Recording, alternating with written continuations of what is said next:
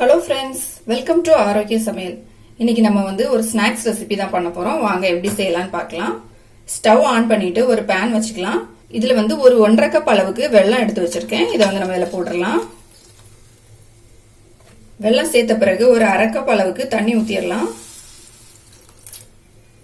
இந்த வெல்லம் நல்லா கரைஞ்சி வரட்டும்.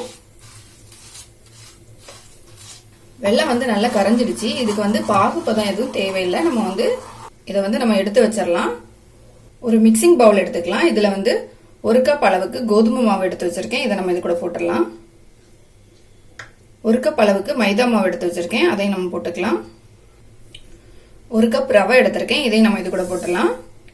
எல்லாமே ஒரே அளவு எடுத்திருக்கேன். இதுல கொஞ்சமா சால்ட் சேர்த்துக்கலாம். இது எல்லாத்தையும் மிக்ஸ் பண்ணிடலாம் ஒரு வாட்டி. நல்லா மிக்ஸ் பண்ண பிறகு நம்ம கரைச்சி வச்சிருந்த சக்கரை பாகை இதுல ஊத்திடலாம். இந்த பாகு ஆற வேணாம், அப்படி சூடாவே நம்ம ஊத்திக்கலாம்.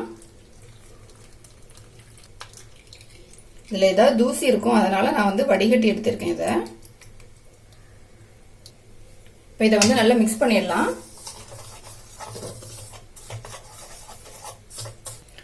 வெல்லம் ஊத்தி நல்லா கெட்டி இல்லாம நல்லா மிக்ஸ் பண்ணிக்கலாம். இதை இந்த அளவு இருக்கணும். ஏன்னா நம்ம ரவை சேர்த்துருக்கிறதுனால கொஞ்சம் தண்ணி அதிகமா இருக்கு. ஒருவேளை நீங்க மிக்ஸ் பண்ணும்போது கெட்டியா இருந்துச்சுன்னா கொஞ்சமா ஹாட் வாட்டர் இதுல ஆட் பண்ணிக்கோங்க. இப்ப நம்ம இதை ஒரு 10 நிமிஷம் அப்படியே மூடி வச்சிடலாம். நம்ம க்ளோஸ் பண்ணி வச்சு ஒரு 10 நிமிஷம் இருக்கும். நம்ம ஓபன் பண்ணிடலாம். இப்போ பாத்தீங்கன்னா நல்லா திக் ஆயிடுச்சு. நம்ம ரவை சேர்த்துருக்கனால இதுல உள்ள தண்ணி எல்லாமே நல்லா அப்சர்வ் பண்ணிடுச்சு. இப்போ நம்ம இதுல கொஞ்சமா தண்ணி சேர்த்துக்கலாம். நான் சூடான தண்ணி எடுத்து வச்சிருக்கேன். இதை நம்ம கொஞ்சமா சேர்த்துக்கலாம். இதுல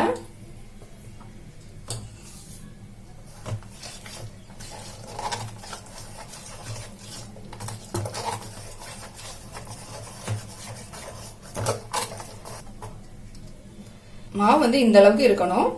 நிறைய தண்ணி சேர்க்காண்டா, கொஞ்சமா சேர்த்துக்கிட்டா போதும். இப்ப இதுல ஒரு 1/4 டீஸ்பூன் அளவுக்கு பேக்கிங் சோடா போட்டுக்கலாம். பேக்கிங் சோடா போட்ட பிறகு நல்லா மிக்ஸ் பண்ணிட்டு ஒரு 5 நிமிஷம் நம்ம நல்லா ஸ்பீடா இதை மிக்ஸ் பண்ணிக்கலாம். நமக்கு மாவு நல்லா சாஃப்ட் ஆகும். இன்னும்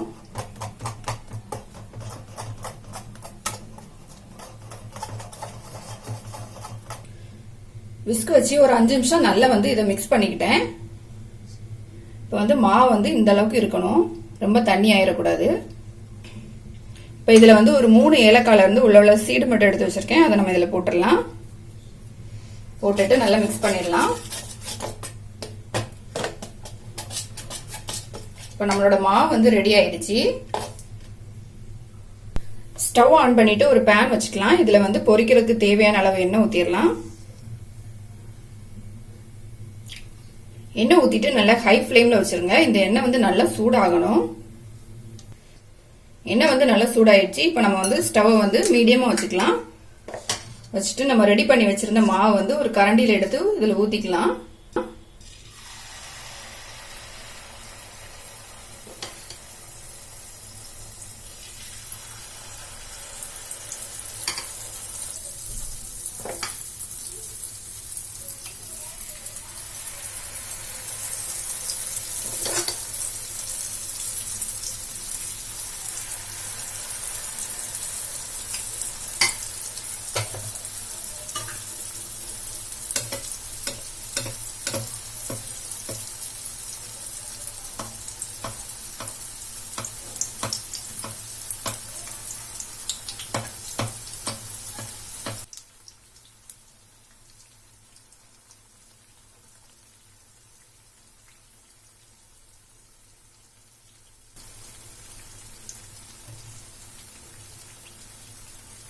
எண்ணெய் நல்லா சூடான பிறகு இதை ஊத்துங்க. அப்பதான் அது தன்னால மேல எழும்பி அழகா வரும். நமக்கு நல்லா சாஃப்டாவும் இருக்கும்.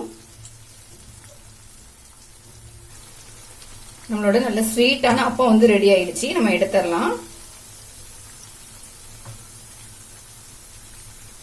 பாருங்க, பாக்குறதுக்கே இவ்வளவு அழகா இருக்குன்னு.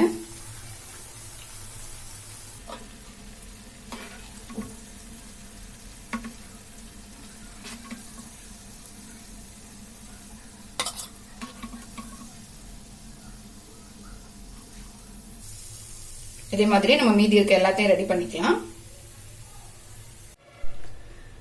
நம்மளோட ஸ்நாக்ஸ் வந்து ரெடி ஆயிடுச்சு. இது வந்து நல்ல சாஃப்டா சூப்பரா இருக்கும். கண்டிப்பா ட்ரை பண்ணி பாருங்க.